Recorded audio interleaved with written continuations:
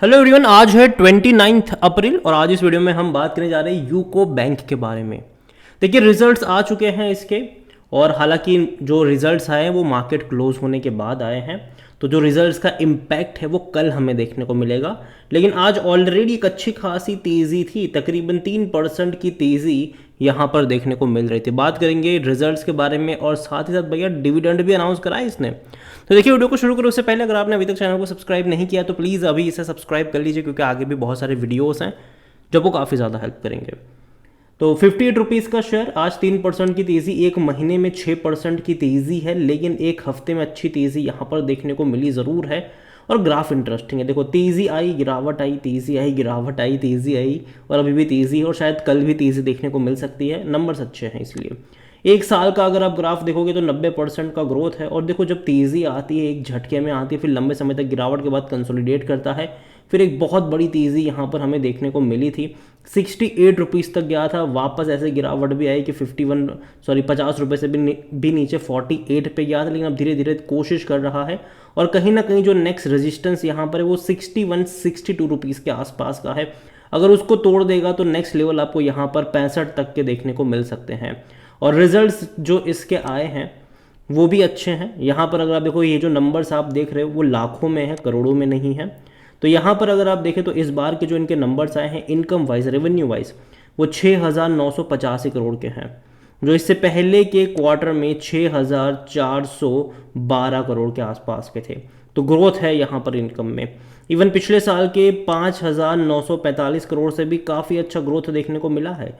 तो income wise कह सकते हैं कि डेफिनेटली अच्छा खासा यहाँ पर ग्रोथ देखने को मिला है। प्रॉफिट वाइज अगर हम देखें तो इस बार का जो प्रॉफिट हुआ है वो तकरीबन 526 करोड़ के आसपास का है, जो इससे पहले के क्वार्टर में 503 करोड़ के आसपास का था। तो कहीं ना कहीं प्रॉफिट में भी जंप हमें देखने को मिला है। और यहाँ पर अगर आप देखो तो पिछले साल से अगर आप कंपेयर करोगे तब आपको ये थोड़ा सा कम लग सकता है, क्योंकि पिछले साल इसी क्वार्टर में 580 करोड़ के आसपास का प्रॉफिट था। और जनरली लोग पिछले साल से ही कंपेयर करेंगे। जब आप आर्टिकल्स वगैरह देखोगे तो आप यही देखोगे कि net profit is down by 12%, 13%। तो वैसे वाले आर्टिकल्स आपको देखने को मिलेंगे, और मुझे लगता है कि कहीं ना कहीं उसका असर भी ये होगा। तो कल मुझे लगता है कि ये जो नंबर्स हैं, अगर आप मैं पिछले साल से कंपेयर करूँ तो रेवेन्यू वाइज तो बहुत अच्छे लग रहे हैं, लेकिन प्रॉफिट्स वाइज उतने बेटर नहीं लग रहे हैं अगर आप पिछले साल से कंपेयर करते हो तो। क्योंकि भैया पिछले साल खर्चे कम थे, भले ही रेवेन्यू कम था लेकिन खर्चे बहुत कम थे। इस बार खर्चे कुछ ज़्यादा ही यहाँ पर इनको हो गए, मतलब देखने को मिले हैं।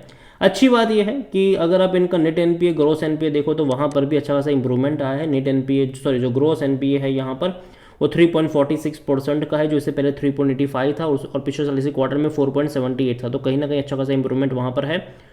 और नेट एनपीए भी 0.89% का है, जो इससे पहले के क्वार्टर में 0.98 था और पिछले साल इसी क्वार्टर में 1.29% का था। तो कहीं ना कहीं यहाँ पर भी एक इंप्रूवमेंट हमें देखने को मिला है। तो नेट एनपीए ग्रॉस एनपीए अच्छा है। बस ये है कि प्रॉफिट की अगर मैं बात करूँ तो पिछले क्वार्टर के मुकाबले देखो क्वार्टर ऑन क्वार्टर अच्छा ग्रोथ है, उसमें कोई शक की बात नहीं है। क्वार्टर ऑन क्वार्टर अच्छा ग्रोथ है, लेकिन ईयर ऑन ईयर बेस पे प्रॉफिट थोड़ा सा आपको कम लग सकता है। जहाँ तक आज वॉल्यूम देखें तो तकरीबन 2,80,00,000 के आसपास के शेयर ट्रेड होते नजर आए थे। और एक टाइम ऐसा भी था जब ये 150 रुपये का शेयर था, हालांकि वो बहुत पुरानी बात है। मार्केट कैप तकरीबन 70,000 करोड़ के आसपास का देखने को यहाँ पर मिल रहा है। इतना ही नहीं, बैंक को लेकर देखें तो 100% लोग कह रहे खरीदारी करो, 100% लोग कह रहे खरीदारी करो। और सबसे बेहतरीन चीज़ पता है क्या हुई है? इन्होंने भाई साहब 10 साल बाद डिविडेंड पे करा है। आखिरी डिविडेंड जो था वो इसने 2015 में पे करा था, आखिरी डिविडेंड 2015 में।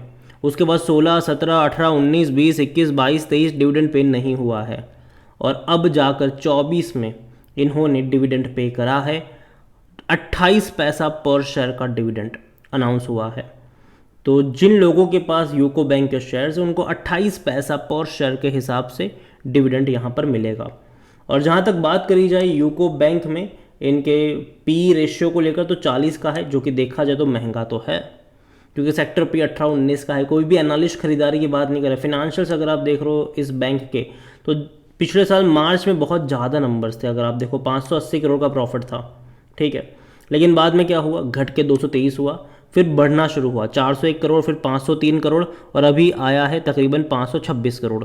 तो देखा जाए तो क्वार्टर ऑन क्वार्टर यहाँ पर पिछले 3 क्वार्टर में ग्रोथ ज़रूर आया है, लेकिन अगर आप पिछले साल से कंपेयर करोगे तो डेफिनेटली ये नंबर्स आपको प्रॉफिट वाइज ख़राब लगेगा, क्योंकि इससे पहले दिसंबर में भी 650 करोड़ का प्रॉफिट था। तो देखा जाए तो यहाँ पर जो कंसिस्टेंसी मिलनी चाहिए वो नहीं है, ये थोड़ा सा प्रॉब्लम यहाँ पर हो सकता है। अगेन मैं कह रहा हूँ कि नतीजे मैं इसको एवरेज कहूँगा, ना ही इसको बेहतरीन अफलातून बोलूँगा, ना ही इसको बहुत ही ख़राब बोलूँगा, ये एवरेज नंबर है। और जहाँ तक शेयर होल्डिंग की बात करी जाए तो प्रमोटर के पास 95.39% का स्टेक है। प्रमोटर कौन है? गवर्नमेंट है। और मुझे लगता है कि गवर्नमेंट बहुत जल्दी अपना OFS भी लेकर आ सकते हैं, इसी साल लेकर आएंगे ये, अब इलेक्शन से पहले या इलेक्शन के बाद वो देखना रहेगा। यहाँ पर अगर हम कंपेयर करेंगे तो पहले भी इतना था, आज भी इतना है, कोई बहुत बड़ा चेंज शेयर होल्डिंग पैटर्न में नहीं है। 0.8% पहले म्यूचुअल फंड के पास था, आज भी उतना ही है। डोमेस्टिक की 1.25% की होल्डिंग 1.24 पर आई है। FI 0.01% से 0.03% पर आए हैं, तो ठीक ठाक होल्डिंग है यहाँ पर। और अभी भी देखा जाए तो आने वाले टाइम में जब गवर्नमेंट इतना स्टेक बेचेगी तो कहीं ना कहीं थोड़ी सी और क्वांटिटी जब रिलीज़ होगी तो कहीं ना कहीं एक डिस्काउंटेड प्राइस पे आने के चांसेस रहेंगे। तो मुझे लगता है कि यहाँ से अब जितना ऊपर जाएगा ये यूको बैंक का शेयर, प्रॉफिट टेकिंग के चांसेस बढ़ जाते हैं, क्योंकि गवर्नमेंट जब स्टेक बेचेगी तो कहीं ना कहीं डिस्काउंटेड प्राइस पे होगा, ज़्यादा लिक्विडिटी जब बाजार में आएगी, मतलब ज़्यादा शेयर्स बाजार में आएंगे तो कहीं ना कहीं प्रॉफिट टेकिंग आती है। 3.25% की जो होल्डिंग है वो रिटेल और अदर्स के पास है, जिनमें से रिटेल इन्वेस्टर 2.32% पर है और अदर पार्टी 0.93% का स्टेक लेकर बैठे हैं। ओवरऑल अगर मैं यूको बैंक के बारे में कहूँ तो देखो, इसने पिछले 1 साल में खूब पैसा बना कर दिया, लेकिन हर तेज़ी के बाद गिरावट भी है। नेक्स्ट रजिस्टेंस यहाँ पर 60 से 62 रुपीज़ के आसपास का है। मुझे लगता है कि वहाँ से एक प्रॉफिट टेकिंग का खतरा हो सकता है, क्योंकि नंबर्स अगर मैं देखूँ तो ये उतने भी एक्स्ट्रा ऑर्डिनरी वाले नंबर्स नहीं हैं। हालांकि अच्छी बात यह है कि डिविडेंड दोबारा पे करना स्टार्ट करा है, लेकिन अगर आप देखो तो ये हर PSU की कहानी है। चाहे आप बैंक ऑफ महाराष्ट्र की बात करो, उन्होंने भी 2015 में पे करना बंद करा था, लेकिन बाद में 2 सालों से डिविडेंड पे करना शुरू कर दिया 2022 से। ठीक है, तो सेम चीज़ आप बाकी बैंक में भी देख रहे हो, डिविडेंड पे आउट मतलब स्टार्ट हो चुका है, यहाँ पर भी हो गया, कोई दिक्कत नहीं है यहाँ पर। और अगर आप 5 साल का ग्राफ देखोगे तो भाई साहब एक काफ़ी सस्ते लेवल पर था, 10 रुपये का लेवल पर था, और देखो लंबे समय तक कंसोलिडेट किया था इसने, बहुत लंबे समय तक। उसके बाद तेज़ी दिखाई, फिर गिरावट आई, फिर तेज़ी दिखाई। तो यहाँ पर मुझे लगता है कि गिरावट के साथ थोड़ा सा कंसोलिडेट कर सकता है। हालांकि जो रिजल्ट्स हैं वो एवरेज, और मार्केट मुझे लगता है कि एवरेज नंबर को अप्रिशिएट नहीं करता है।